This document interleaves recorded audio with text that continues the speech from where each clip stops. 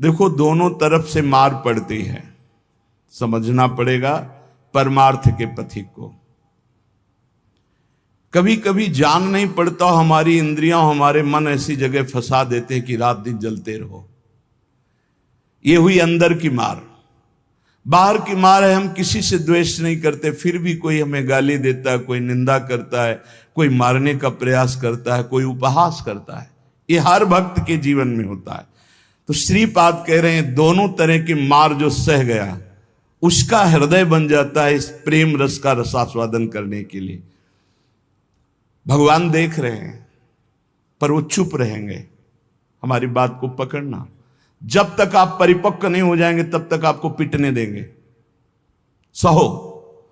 भगवान आदेश करते हैं, अर्जुन के सामने खड़े हैं, मात्रा स्पर्शास्तु कौन्ते शीतोष्ण सुख दुखदा आगमा पाइनो अनित्यास्तास्ति क्षस्व भारत। ये नाशवान हैं, आने जाने वाले दुख सुख है, इनको सो। बड़ी गलती हो जाती है, हम टूट जाते हैं, बाहर की थपेड़ों से, अंदर की मार से टूट जाते हैं।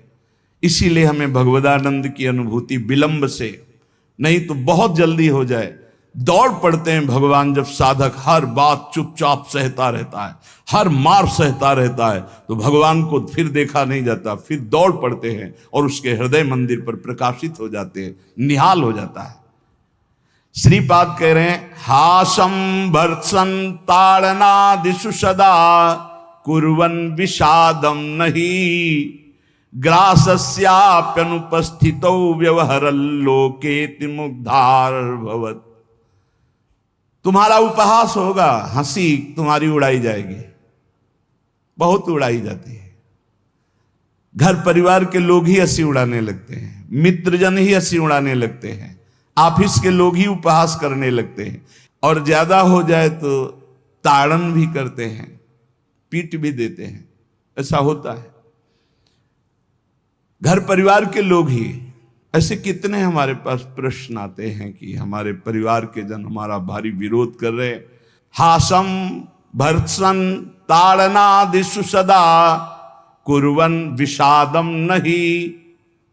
सदा तुम्हारा उपहास हो रहा है, बहुत कठिन है प्यारे, बहुत कठिन है। प्रवचन कर लेना सरल है, प्रवचन सुन लेना सरल है, सहना बहुत कठिन है। जब बाहर से निंदा हो और अपमान का समय हो और अंदर से इंद्रियां और मन साथ ना दें, फिर सोचो उस उपासक की दशा क्या होगी। उसी समय सत्संग के वचन उसे बचाते हैं। यदि शास्त्र और सत्संग का स्वाध्याय और श्रवण है तो बच जाओगे, नहीं तो मार देंगे अंदर के शत्रु और बाहर के शत्रु। ये परमार्थ बहुत बड़ी वस्तु है, बहुत बड़ी वस्तु, अनंत जन्मों की बिगड़ी बनने वाली है। बस गेम है, थोड़ा सह जाओ, आगे निकल जाओगे, पर बहुत कठिन है। हम इसलिए कह रहे हैं किसी मार्ग पर चल कर बोल रहे हैं। ऐसे पढ़ करके प्रवचन कर लेना अलग है, लेकिन छाती में वार सह के और फिर कदम बढ़ाना, वो आह ही निकलती है। वो प्रभु का बल ही काम करता है। वो आपको गिराने की कोशिश करेगा, उठाने की कोशिश नहीं करेगा। उठा सकते हैं तो महापुरुषों के वचन और भगवान के वचन जो शास्त्र कहे, बकाया और कोई नहीं। जब ये पढ़ते हैं तास्तितिक्षस्व भारत, सह जा इनको, तो हिम्मत आती है। जो सह गया वही परम पद का अधिकारी हो गया, वही अमृत पद का अधिकारी। हिम्मत बनती, चलो चलो और आगे बढ़ो, सहो। विषादम नहीं, हृदय में विषाद नहीं होना चाहिए। आपका उपहास होगा, तिरस्कार होगा, गाली मिलेगी, निंदा मिलेगी। हो सकता है तुम्हारे मित्र तुम्हारा त्याग कर दें, परिवार के लोग तुम्हारा त्याग कर दें, ऐसा भी हो सकता है। ग्रासस्याप्यनुपस्थितौ व्यवहरल्लोकेति मुग्धार भवत्। हो सकता है कि तुम्हारे खाने पीने की व्यवस्था में भी व्यवधान पड़ जाए। देख लो, तितिक्षु ब्राह्मण को बांध लिया, प्रसाद उसका छीन लिया, उसकी पिटाई की बहुत। एकादश स्कंद में क्या दोष था? केवल भगवान के भजन के लिए दृढ़ नियम लिया था, मौन रहूंगा, बोलूंगा नहीं, चाहे जितना सताया जाऊं, कभी भगवान के मार्गों को नहीं छोड़ूंगा। शुरू हो गया जीवन में उपद्रव उसके। कह रहे हो सकता है कि आपको ग्रास लाभ के लिए भी परेशानी आ जाए, जैसे सुदामा जी को। तुकाराम जी भी महाराज अभी आगे चरित्र, तुकाराम जी भी महाराज कह रहे हैं अन्न के बिना परिवार त्रस्त हो गया, एक कवल खाने के लिए अन्न की व्यवस्था भी नहीं रही। लेकिन कभी विषाद नहीं हुआ। पांडुरंगा विठल के प्रेम रंग में श्री चरणों में नूपुर बांध करके नाचते सामने, जय राम कृष्ण हरि, जय राम कृष्ण। चाहे जितना दुख हो, कभी नियमावली नहीं टूटी। और कह रहे हैं कि व्यवहार में प्रायः लोग तुम्हें मूढ़ ही समझे ऐसा व्यवहार करना। बहुत विद्वान हो, बहुत ज्ञानी हो, ऐसा करोगे तो फंस जाओगे। अपने को छुपा करके भजन बढ़ाओ, जब तक परिपक्व ना हो जाए तब तक कोई जान न पावे कि तुम इतने भजनानंदी हो, तुम ज्ञानी हो, तुम भगत हो। नैष्किंचन्य महाधनो निज गुणान स्थापयन करहिचित सर्वाश्चिद वपुषो नमन प्रणयतः सेवस्य वृंदावने। अकिंचनों के परम धन श्री भगवान होते हैं। अपने गुणों का प्रकाश मत करो, बालवत रहो, दूसरे के द्वारा किया हुआ तिरस्कार, अपमान, निंदा, उपहास सह जाओ। हो सकता है तुम्हारी परिस्थिति ऐसी बिगड़ जाए कि भोजन आदि की भी व्यवस्था नहीं, पर चिंता मत करना, पूरा जगत तुम्हें नमस्कार करेगा, ऐसी स्थिति जागृत होगी। ये बात आखिरी परिणाम को जो देखता है वो दौड़ता चला जाता है परमार्थ में, जो वर्तमान में शरीर की व्यवस्था देखता है वो हार जाता है। श्री तुकाराम जी महाराज कह रहे, जब शास्त्र ऐसा कहते हैं, बड़े बड़े संत कहते हैं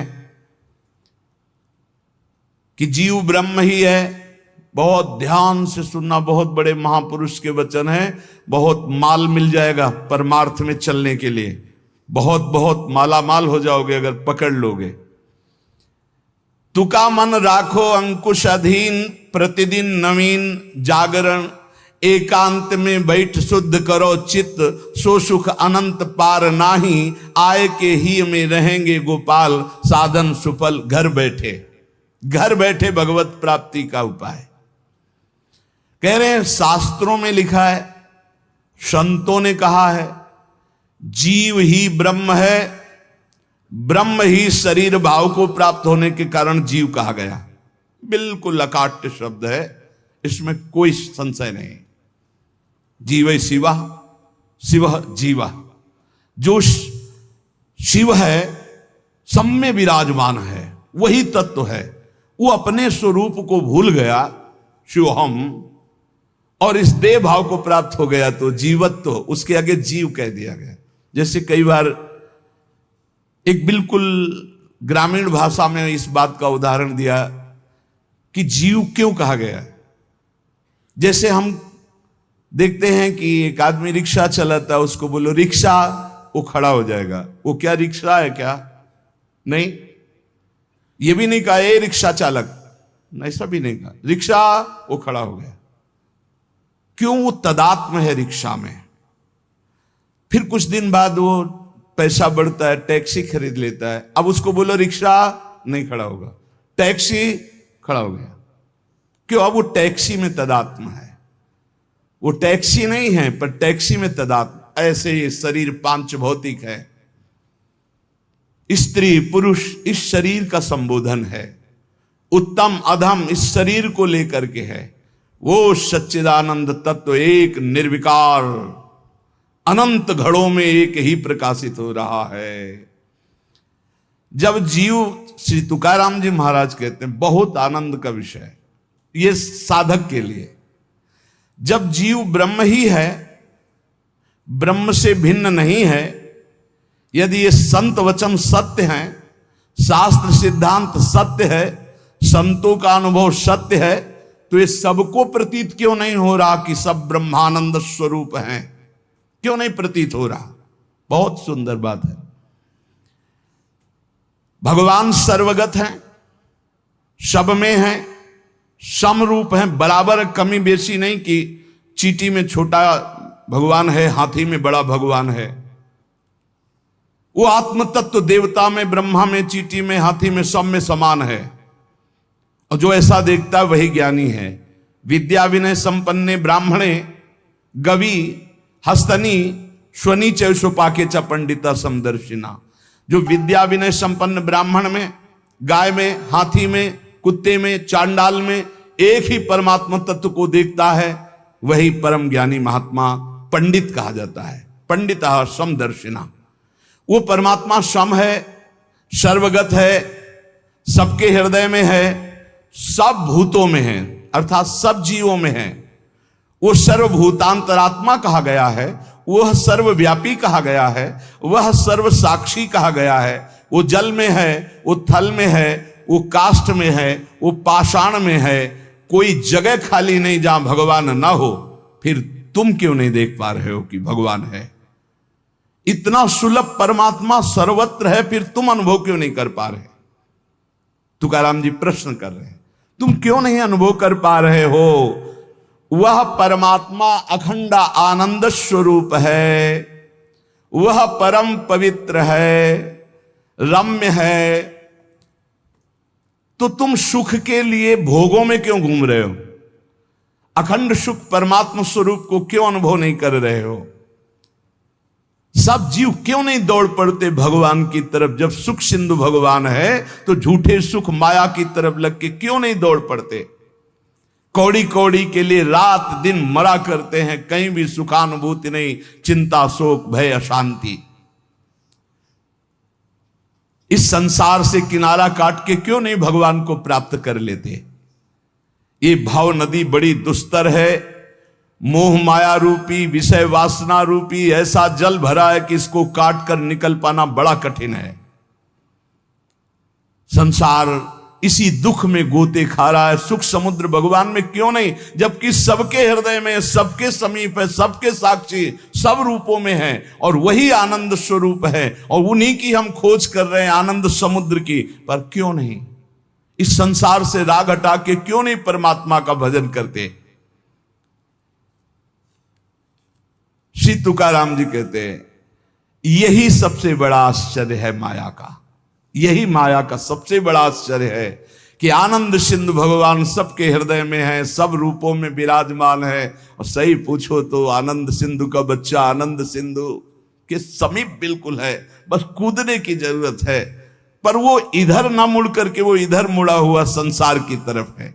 जीव ऐसी उल्टी बोली बोलता है कि संतों को उनकी बात सुनकर हंसी आती है। वो उल्टी चाल चलते हैं।